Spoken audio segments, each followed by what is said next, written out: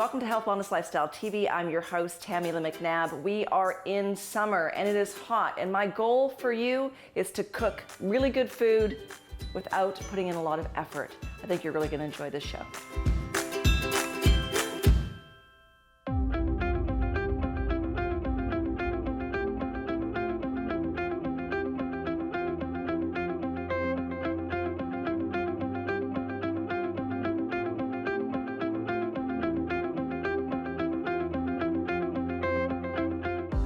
Okay, call me crazy because a lot of people have in the past. I'm trying a recipe out live with you. I haven't tried this before, but I've heard it's amazing. There's a lot of prep behind it initially, which is why I'm doing this once and once only. It's called a ham watermelon roast or roasted ham watermelon. Essentially, it's a ham, it's a watermelon cut and baked at a low temperature for a number of hours, almost dehydrating it to a degree.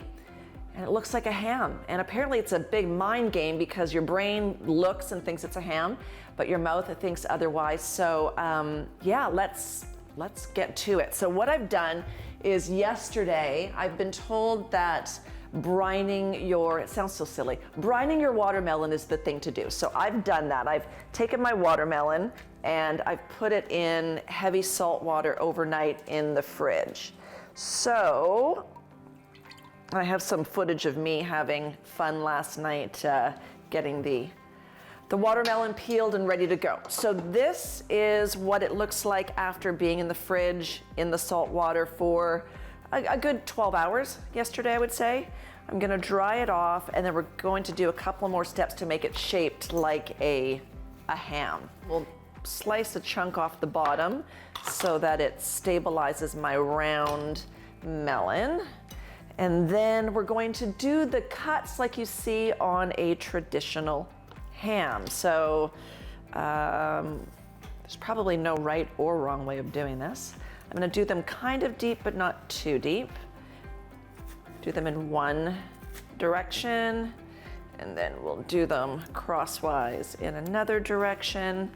And then it goes into a low heat oven for hours, like 3 hours at, I'm gonna say 275 to begin the dehydration process. And then what we'll do later on is move it over to the barbecue outside. It's a hot day. I don't want the oven on inside the house for too long.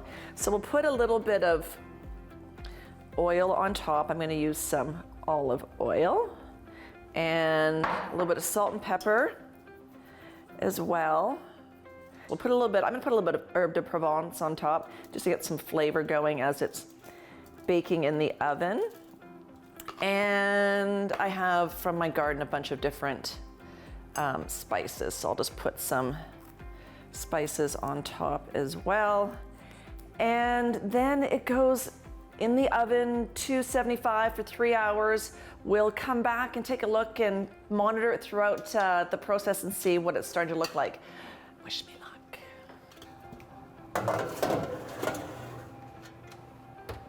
Okay, we'll check back in a couple of hours and we'll see how our ham is doing.